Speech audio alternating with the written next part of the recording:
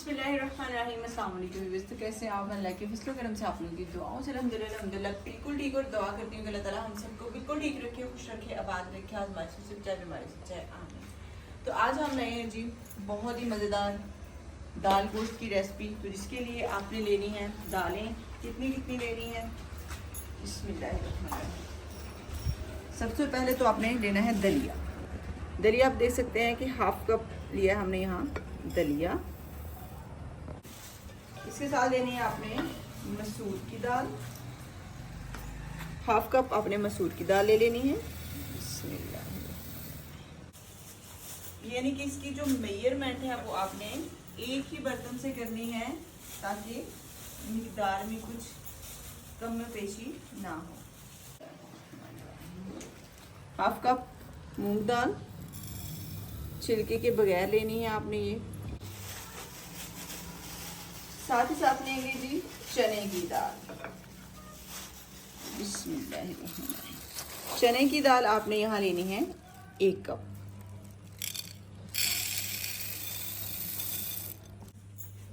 तो यहाँ 3 तरह की दालें, एक दलिया और 5वें नंबर पे इसमें जाएगा गोश्त। गोश्त आप मोटा, मटन, चिकन जो चाहें ले सकते हैं। जो भी आपको पसंद है आप वो वाला चिकन मीट इसमें इस्तेमाल कर सकते हैं।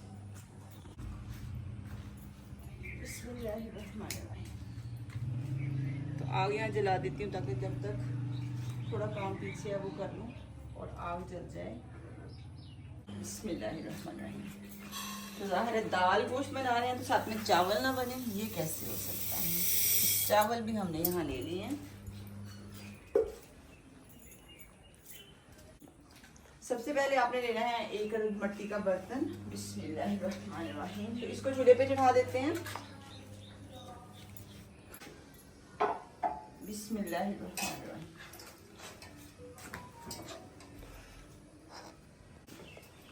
एक चम्मच घी को और हंडिया को एक साथ में गर्म होने देंगे। और जैसे ही घी और हंडिया जो है ना एक साथ में गर्म होगी, उसके बाद आपने इसमें शामिल करना है गोश्त। क्योंकि कल क्या हुआ कि मेरी तबीयत थोड़ी ठीक नहीं थी, तो मेरे हस्बैंड ने जो है ना वो बनाया खाना और दाल बनाई उन्होंने, और साथ में रोटियां मैंने बनाई। तो दाल इस तरह से बनाई कि मेरा फिर ऐसे जैसे दिल उठ गया था दाल से। फिर मैंने सोचा कि ऐसा ना हो कि फिर दोबारा कभी दाल खाने का दिल ही ना चाहे। तो इसलिए आज मैं खुद ही जो है ना मज़े से दाल बनाती हूँ ताकि दिल ज़रा दाल पे फिर से आ जाए। क्योंकि दाल तो चावल बहुत ही मज़े के लगते हैं। खैर इसमें मैंने थोड़ा सा लहसुन शामिल किया और इसे थोड़ी देर के लिए कवर कर दिया। यहाँ दालें जो ली थी उसकी मिकदार मैंने आपको बता दी। अभी फटाफट से दालों को कर लेते हैं मिक्स। और मिक्स करने के बाद दालों को आपने मेजर कर लेना है, क्योंकि जो पानी है वो हम मेजर करके ही इसमें शामिल करेंगे ताकि दाल जो है ना वो जल्दी से पक जाए। एक और दूसरे नंबर पे पानी ज़्यादा ना हो। जी हाँ। तो दालों को फटाफट से मैंने एक अदद ये जार है इसमें डाला है और ये तकरीबन हुआ है आधा जार। और यहाँ देखते चलें कि मटन, बीफ, मटन जो भी आप मीट ले रहे हैं वो हुआ सही से नरम पड़ना शुरू हुआ कि नहीं, भुनना शुरू हुआ कि नहीं। अब देखिए जैसे ही इसका कलर वाइट हो जाए उसके बाद इसका कलर लाइट लाइट ब्राउन होने लगे ना, तब तक आपने भून लेना है। इस तरीके से जो है इसमें से स्मेल नहीं आएगी और जायका आएगा लाजवाब सा। तो मट्टी की हंडिया का खाना का जो है ना वो ज़्यादा ही, वैसे भी ज़्यादा ही मज़ा आता है। इसी के साथ इसमें गया नमक लगाने के बाद ज़रा जल्दी से नरम पड़ जाएगा। बस इसको मैंने यहाँ पकने के लिए छोड़ दिया और साथ ही साथ में जो है ना चम्मच चलाते रहना, क्योंकि आँच जो है ना स्टार्ट में थोड़ी तेज़ होती है, उसके बाद आप इसको मैनेज कर सकते हैं। तो इसलिए आपने यहाँ थोड़ी एहतियात करनी है। अब यहाँ जल्दी से दाल को धो लेते हैं। दाल को बेसिकली वैसे तो बिल्कुल साफ़ सुथरी दाल थी, लेकिन हल्की फुल्की जो डस्ट है ना उससे को भी वॉश करने के लिए 2 दफ़ा इसमें से आपने पानी गुजार लेना है। और उसके बाद दाल को यहाँ हम जल्दी से शामिल कर देंगे। अब इसके अंदर दाल आपने तब शामिल करनी है जब इसका कलर इस तरह से प्यारा सा हो जाए।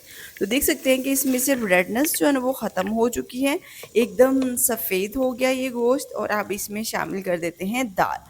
लेकिन यहाँ दाल के मुताबिक पानी कितना शामिल करना है, ये क्वेश्चन बहुत ज़रूरी है और ये जानना बहुत ज़रूरी है।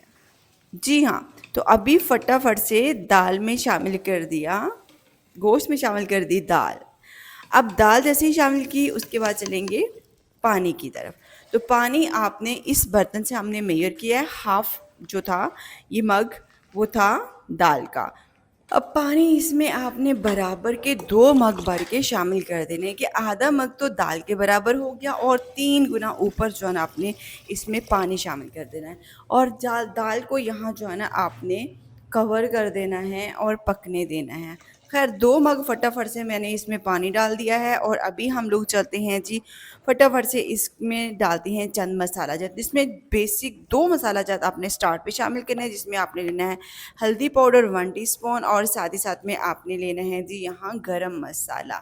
तो गरम मसाला आपने 1 खाने का चम्मच लेना है, जिसमें सारे खड़े मसालों को आपने दरदरा करके शामिल करना है, बिल्कुल पिसा हुआ शामिल नहीं करना आपने इसमें।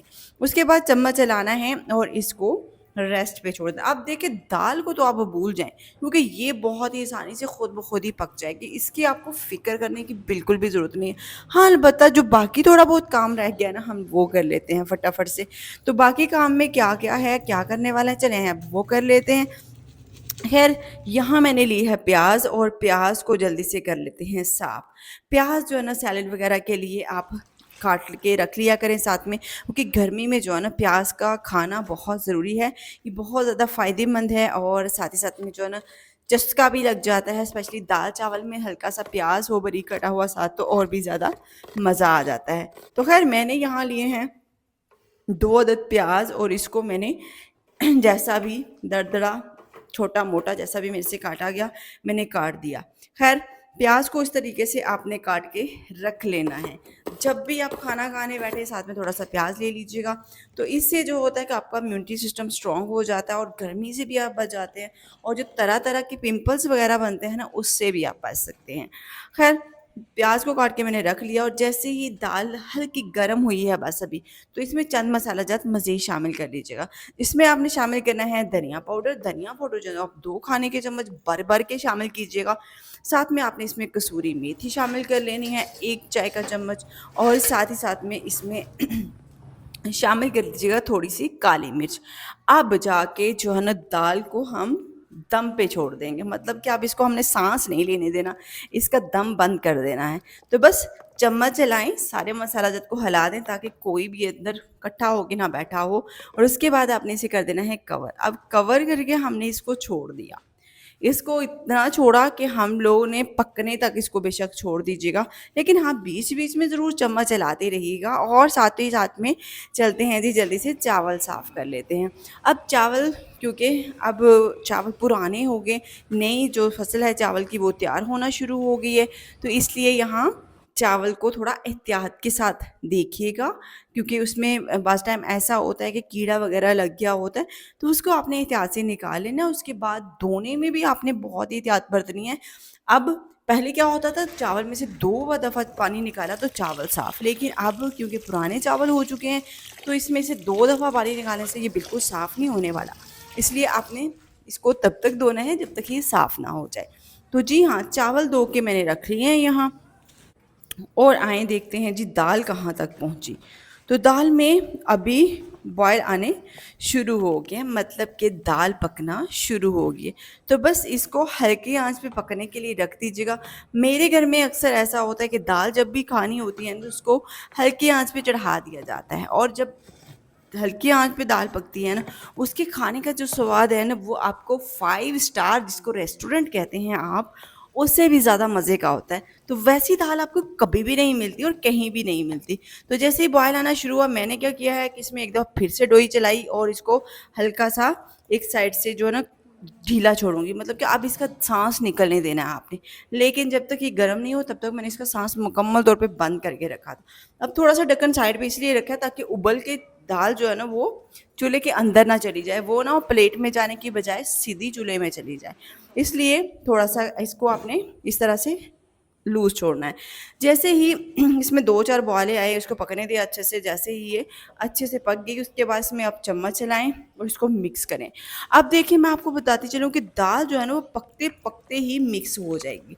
अब देखिए थोड़ी-सी चने की दाल है ना, वो थोड़ी आपको नज़र आ रही है अभी तक, तो इसको भी हम अभी गुम करने वाले हैं। गोश्त इसमें देखिए पक चुका है, इसमें इसे आपने चेक कर लेना है, हम छुरी की मदद से या हाथ की मदद से। बहुत गर्म है और मैं इसको छुरी की मदद से चेक कर रही थी, लेकिन इसने पेश नहीं जाने दी, और फिर मैंने इसको बाहर निकाल के रखा है कि थोड़ा-सा ठंडा होता है, तो फिर मैं इसको चेक कर लेती हूँ।